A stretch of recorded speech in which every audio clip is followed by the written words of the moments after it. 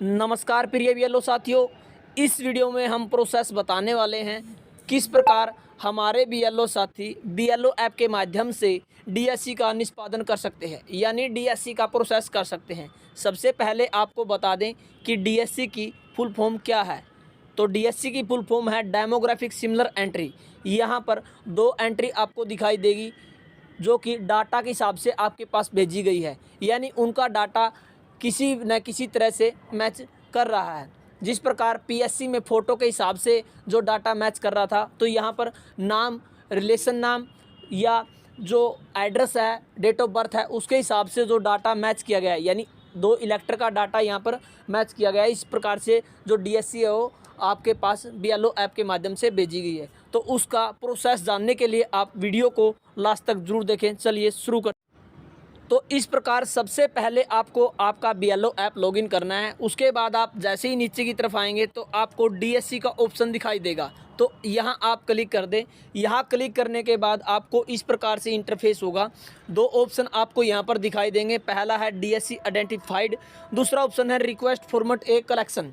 तो आपको क्लिक करना है डीएससी आइडेंटिफाइड पर। जैसे ही आप यहाँ पर क्लिक करेंगे तो दो ऑप्शन आपके सामने आ जाते हैं, डीएससी विद इन पार्ट, दूसरा है डीएससी अक्रॉस पार्ट।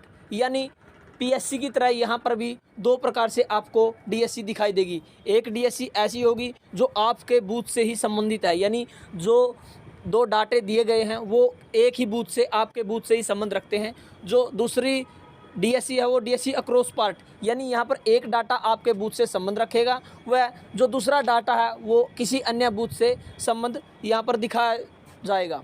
उसके बाद आपको यदि यहाँ पर बहुत बार डाटा नहीं मिलता है, यहाँ क्योंकि यहाँ पर ऐप की एरर की वजह से डाटा शो नहीं होता है, तो आपको बैक ऑप्शन पर क्लिक करना है। उसके बाद आपको प्रोसेसिंग के लिए रिक्वेस्ट फॉर्मेट ए कलेक्शन पर क्लिक कर दें। जैसे ही आप यहाँ पर क्लिक करेंगे तो जो भी भेजी गई है, असाइन की गई है, तो आपको यहाँ पर दिखाई देगी। तो यहाँ पर दो डीएससी है जो आपको देखने को मिल रही है, तो इसे आपको एक एक करके प्रोसेस करना है। तो जैसे ही हम पहली डीएससी पर क्लिक करते हैं तो आप देख पाएंगे यहाँ पर क्लस्टर आईडी, उसके बाद नाम, EPIC number, age, gender, relation name, relation type, उसके बाद एड्रेस, उसके बाद एसी और पार्ट नंबर, यानी किस विधानसभा निर्वाचन क्षेत्र का ये मतदाता है, वह कौन से पार्ट का ये मतदाता है। उसके बाद अपलोड रिस्पॉन्स ऑफ फॉर्मेट ए। तो यहाँ पर आपको केवल एक ही डाटा को वेरीफाई करना है, यानी एक डाटा आपको यहाँ पर दिखाई देगा जो कि आपके बूथ से संबंधित है। केवल आपको उसी डाटा को वेरीफाई करना है कि जो डाटा आपके पास मतदाता का भेजा गया है क्या वो सही है। आपको मतदाता से जान लेना है कि क्या आपका वोट किसी अन्य बूथ में तो नहीं है, यदि है तो क्या वो इस वोट को इस बूथ में रखना चाहता है। तो वो पूरा प्रोसेस आपको यहाँ पर करना है। तो एक बार आप अच्छे से चेक कर लें। उसके बाद नीचे की तरफ आप आएंगे, अपलोड रिस्पॉन्स ऑफ फॉर्मेट ए, यहाँ पर चूज़ फाइल का ऑप्शन आपको मिलेगा। यदि आपके पास जो फॉर्मेट ए है वो पहुँच गया है तो आप इसे उसको यहाँ पर अपलोड कर दें। एक बार आपको दिखा देते हैं कि जो फॉर्मेट ए किस प्रकार से बनाया गया है और वो किस प्रकार से प्राप्त होगा। तो जैसा कि आप स्क्रीन पर देख पा रहे हैं, ये फॉर्मेट ए का कन्फर्मेशन पेज है, यानी इलेक्टर के पास भेज दिया गया है, जो आपको प्राप्त हो सकता है। यदि नहीं होता है तो इसकी कोई आवश्यकता भी नहीं है, इसके बिना भी आप डीएससी को प्रोसेस कर सकते हैं।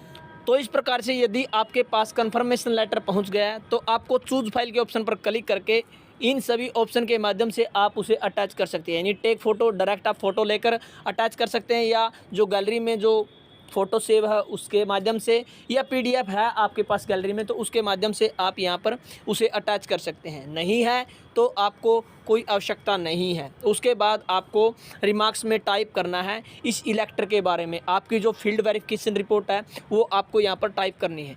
यदि ये जो इलेक्टर की डिटेल है सही है, आप इसे अपने बूथ में रखना चाहते हैं, आपने जो फील्ड वेरिफिकेशन रिपोर्ट प्राप्त की है वो आपको यहाँ पर टाइप करनी है। यदि डबल है तो आप डबल लिख दें। उसके बाद इसे आप फार्म 7 यदि आप इसका भरना चाहते हैं तो वो आप यहाँ पर लिख दें। उसके बाद जैसे ही आपका जो कमेंट है वो फाइनल सबमिट हो जाएगा तो ईआरओ के पास आपका कमेंट चला जाएगा। यदि आपके कमेंट में लिखा होगा कि आपको ये वोट कटवानी है तो आपका इसका फार्म 7 है वो जनरेट हो जाएगा और आपके बीएलओ ऐप पर आपको देखने को मिलेगा। आपको अलग से उसका फार्म 7 या 8 भरने की आवश्यकता नहीं है।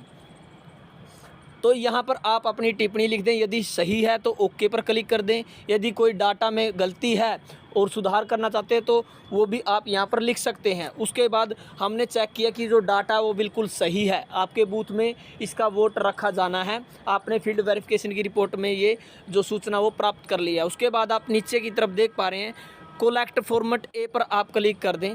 जैसे ही आप यहाँ पर क्लिक करेंगे तो आप देख पा रहे हैं स्क्रीन पर डीएससी फॉर्मेट ए अपलोडेड सक्सेसफुली, इस प्रकार से आपको दिखाई देगा। उसके बाद आप ओके बटन पर क्लिक कर दें। आप दोबारा से यहाँ पर चेक करेंगे तो जो डीएससी आपने प्रोसेस कर दी है वो यहाँ पर आपको दिखाई नहीं देगी। तो इस प्रकार से साथियों आप बीएलओ ऐप के माध्यम से जो डीएससी का प्रोसेस है वो कंप्लीट कर सकते हैं। तो हमने वीडियो के माध्यम से आपको बताया है कि किस प्रकार से आप डीएससी को प्रोसेस कर सकते हैं।